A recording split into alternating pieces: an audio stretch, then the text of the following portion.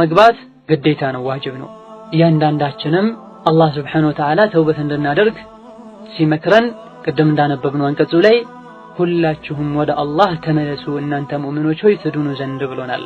በሌላኛውም አንቀጽ እናንተ ያመናችሁ ሰዎች ሆይ ወደ አላህ ተመለሱ።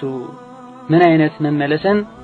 ንጹህ የሆነ የተሟላ የሆነ ጥርት ያለ የሆነን ተውበት መመለስን ወደ አላህ ተመለሱ ይለናል። ተውበትን ንጹህ ማለት ምን ማለት እንደሆነና መስፈርቶቹም እንደሆኑ ወደ መጨረሻ ኢንሻአላህ እናያለን። ትክክለኛ አላህ ዘንድ ተቀባይነት ያለውን ተውበት ሸርጥ ስናይ አንደኛው መስፈርቱ ኢኽላስ ነው።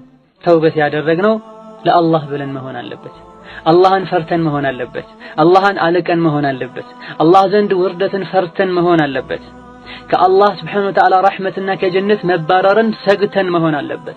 የአላህን ፊት ከማየት መጋረድን ፈርተን ሰግተን መሆን አለበት። ይህን ስናደርግም ከአላህ እገዛ እየፈለገን አላህ ዘንድ ተናንሰን ዝቅ ብለን ደካምነታችን ነግረን እጃችንን ወደ ላይ ዘርግተን የአላህ ያለን ተናንሰን እርዳታን እየፈለገን ለሱ ብቻ ብለን ተውበት ማድረግ አለብን። ሰው ጥሩ ሆነ እንዲለን ሳይሆን አዱንያዊ ጥቅምን ፈልገን ሳይሆን አዱንያዊ ውርደትን ፈርተን ሳይሆን አኺራንና አላህን ፈርተን ተውበት ማድረግ መቻል አለብን። ይህን ስናደርግም ለአላህ መተናነስ መቻል አለብን። ይሄ ይሳካልን ዘንድ ዝቅ ማለት አለብን። ያለ አላህ ምንም እንዳይደለን ራሳችንን ማወቅ ለአላህ መንገር አለብን። ይህን አስመልክቶ ኢማም ኢብኑል ቀይም ረሂመሁላህ ምን ይላል? ፈልዐብዱ ሙልቀን በይነ የደይላህ ወበይነ አዕዳኢሂ ሚን ሸያጢኒል ኢንሲ ወልጅን። የሰው ልጅ በአላህና በጠላቱ በሸይጣን መካከል የተጣለ ነው። የሰውና የጂኒ ሸይጣን አለ። በእነዚህ ሸይጣኖችና በአላህ መሃል ሆኖ ወደ አላህ ከተጠጋና አላህን ጠብቀኝ ካለው አላህ ይጠብቀዋል፣ አላህ ያነሳዋል፣ ሸይጣን አይደርስበትም። በአላህ ካልተጠበቀና አላህን ካልፈለገ አላህ ካልጠበቀው የሰውና የጂኒ ሸይጣኖች ይወስዱታል፣ ይጫወቱበታል፣ ከአላህ ረሕመት ይወጣል። ስለዚህ የአላህን እርዳታ እናገኝ ዘንድ አላህዬ ያለ አንተ ማንም የለኝም፣ ጌታዬ ሆይ ላንተ ያለ እኔ ብዙ ባሮች አሉ፣ ለኔ ግን ያለ አንተ ረዳት የለኝም፣ እባክህ ከረሕመትህ አታውጣኝ ብለን አላህን ልንለምነው ሁሌም ልንጠይቀው ልናለቅስ ይገባል። እዘን አንደኛው መስፈርት ለአላህ ብለን ተውበት ማድረግ አለብን። ሁለተኛው መስፈርት ከወንጀሉ ወዲያውኑ መታቀብ፣ ዛሬ ነገ እያለን መሆን የለበትም ማለት ነው። ከረመዳን በኋላ ረመዳን ውስጥ ሐጅ ሳደርግ ሳገባ በፍጹም ትምህርት ስጨርስ በፍጹም ስራ ሲሳካልኝ በፍጹም ትክክለኛ ተውበት አላህ ዘንድ ወንጀል የሚያስምር ተውበት የቱ ነው?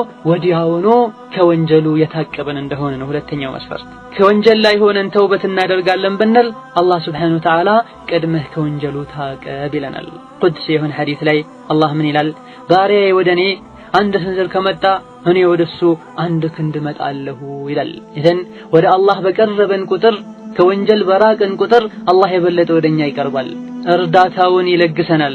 ሶስተኛው መስፈርት መጸጸት። ይሄን ለምን አደረኩኝ ብሎ መጸጸትም አንድ የተውበት መስፈርት ነው። ይህ ጸጸት በል የተውበት ሩክኑ ነው። ካልተጸጸተን ለምን ሰራሁ ብለን ካልተቆጨን ካነደመን ተውበት ማድረግ አንችልም። ወንጀሉን መዘዙን ማወቅ አንችልም። ይሄን ትልቅ የሆነ የተውበትን ሩክን ማግኘት የምንችለውና ሊገራልን የሚችለው መቼ ነው? የሰራነውን ወንጀል ክብደቱን ስናስበው፣ የአላህን ሱብሓነሁ ወተዓላ ድንበር መጣሳችንና ከአላህ መዳፈራችንን ስናስበው፣ የአላህን ሱብሓነሁ ወተዓላ ክብር፣ የአላህን ልቅናና የኛን የአደባችንን ማነስ ስናስበው፣ እንዲሁም የነፍሳችንን ደካማነት ስናስብ፣ የነፍሳችንን ያለ አላህ ማንም እንዳሌላትና እንደምትዋረድ ስናቅ፣ የውርደት ሁሉ መንስኤው ነፍስያችን የምታመጣው ከአላህ መዳፈር ሰበቡ እሱ እንደሆነ ስናቅና አላህ የዛታቸው ዛቻዎች በሙሉ እውነት እንደሆኑ ስናቅ ይሄ ጸጸት የሚባለው ነገር ውስጣችን ላይ ይፈጠራል። የተውበት መሰሶ የተውበት ሩክን መሰረት የሆነው ጸጸት እነዚህ ነገሮችን ስናቅ ውስጣችን ላይ ይፈጠራል። አላህን ማላቅ ማለት ምን ማለት ነው? ጸጸት ነደም ውስጣችን ላይ እንዲፈጠር የአላህን ልቅና ማወቅና አላህን ማላቅ ብለናል። የአላህን ልቅና ማወቅ ከፈለገን አላህ ሱብሓነሁ ወተዓላ ካሁን ቀደም ያደረጋቸው አጂብ የሆኑ ክስተቶችን አንዴ ዞር ብሎ በአእምሮ መዳሰስ፣ ወደ ኋላ ማሰብ። ፍርዓውን ማን ነበረ? የት ሄደ? ቃሩን ማን ነበረ? የት ሄደ? የኑህ ህዝቦች፣ የሁድ ህዝቦች፣ የተሙድ ህዝቦች እነማን ነበሩ? በራሳቸው ተማምነው የነበሩ ህዝቦች የት ሄዱ? ነበሩ፣ አላህ እንዳልነበሩ አደረጋቸው። የተወሰኑትን ከሰማይ በላ አምጥቶ ወሰዳቸው፣ ሌሎችን ከስር ጎርፍ አጥለቅልቆ ወሰዳቸው፣ ሌሎችን በጅብሪል ክንፍ ወደ ሰማይ አውጥቶ ገልብጦ ጣላቸው እንዳልነበሩ ሆኖ ብዙ አጂቦች አለ። ፍርዓውን ደግሞ ያሾፍበት በነበረው ወንዝ ሰምጦ እንዲሞት አላህ ሱብሓነሁ ወተዓላ አደረገው። ይህም ቁድራውን እንወቅ። እነዚህ ሰዎችን ያጠፋው አላህ ምስኪኑን እኔንስ በወንጀል ካገኘን ሊያጠፋኝ አይችልምን እንበል።